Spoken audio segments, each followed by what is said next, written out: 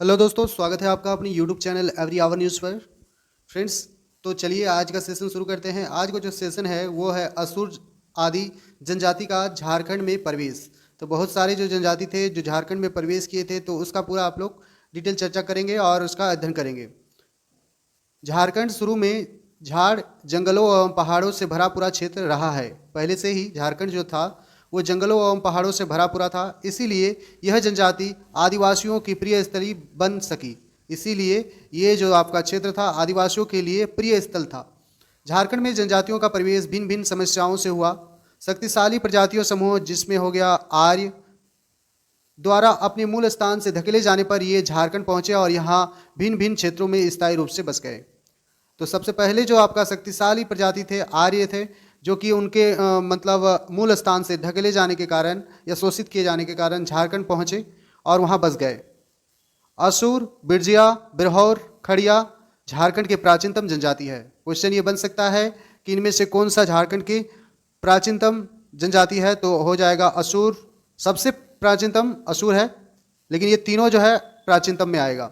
असुर, बिरजोया, बिरहौर और खड़िया ये सभी जो है प्राचीनतम है, लेकिन सिर्फ आपका सबसे पहले का बोला जाएगा, आगे वाला में बता दिया गया है। इसमें भी असुर जो है सबसे प्राचीनतम जनजाति है। तो आप लोग को जो है ये एकदम इंपॉर्टेंट क्वेश्चन बन जाता है कि आपका सबसे प्राचीनतम जनजाति कौन सा है, असुर जनजाति है। इसके बाद कोबरा जनजाति का झारखंड में आगमन हुआ। मुंडा, उरांव, हो जनजाति बाद की है। तो ये जो जनजाति है मुंडा, उरांव, हो ये सभी जो है बाद की जनजाति है।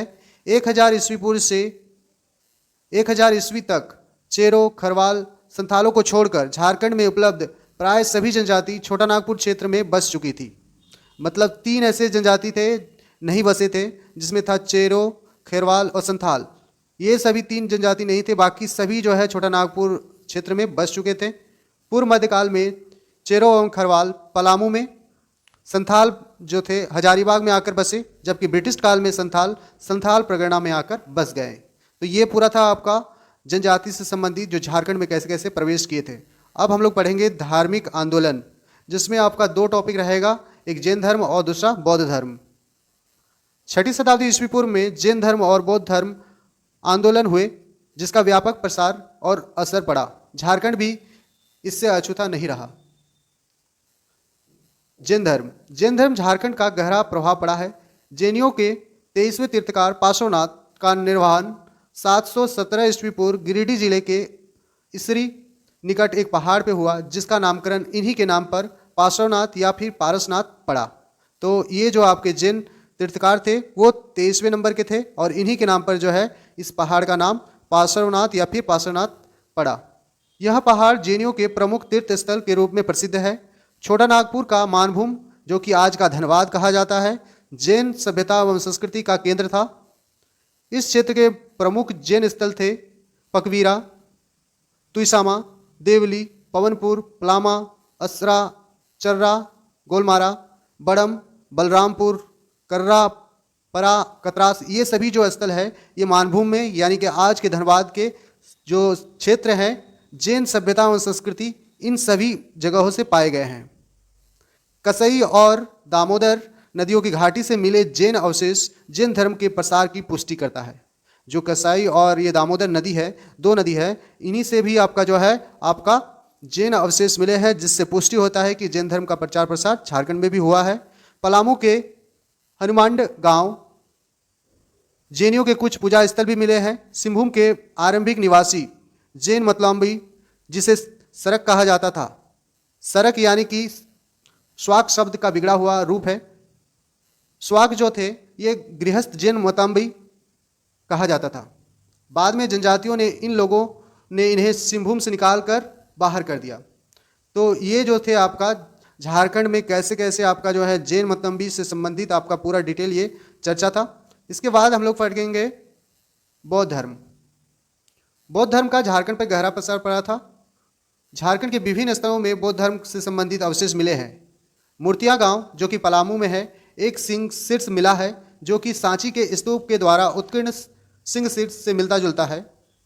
करुआ गांव में एक बौद्ध स्तूप मिला है। आज का धनबाद जिला बौद्ध धर्म का प्रमुख केंद्र था। तो आप लोग ये इंपॉर्टेंट हो सकता है कि आपका धनबाद और धनबाद जो है आपका जो जिला है वो बौद्ध धर्म और जैन धर्म दोनों का प्रमुख केंद्र रहा है। धनबाद के दियापुर, दालमी एवं बौद्धपुर से कई बौद्ध स्मारक मिले हैं, जिसमें बौद्ध धर्म एवं बृहदेश्वर मंदिर का उल्लेखनीय है। घोलमारा जो कि पुरुलिया के निकट से प्रशस्त की एक खंडित बौद्ध मूर्ति मिली है।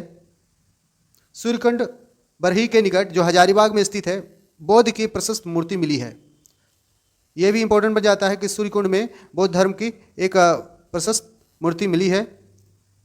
बेलवादाग ग्राम जो कि खूंटी पे स्थित है, जो रांची जिला में एक बौद्ध विहार का अवशेष मिला है। जोनाह जलप्रपात में पहुंचने वाली ढलानों में भी एक बौद्ध मूर्ति मिली है। कटुंगा गांव ये आपका बानो रेलवे स्टेशन गुमला जिला में स्थित है, यहाँ पर भी एक बौद्ध जो है प्रतिमा मिली है। इसके बाद पटम्बा ग्राम जो कि आपका जमशेदपुर में है, जिसमें 2 बौद्ध मूर्ति आपकी मिली है।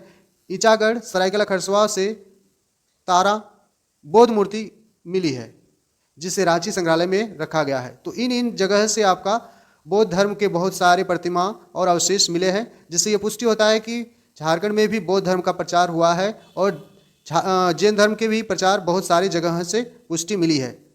तो फ्रेंड्स, आप लोग कमेंट करके जरूर बताइएगा कैसा रहा सेशन। तो ऐसे ही आप लोग ज़्यादा से ज़्यादा वीडियो वॉच कीजिए और अपने दोस्तों के साथ जरूर इस वीडियो को शेयर करें, ताकि लगातार आप लोग के लिए ऐसे ही सेशन बाय सेशन लाते रहें। ठीक है फ्रेंड्स, तो तब तक के लिए जोहार।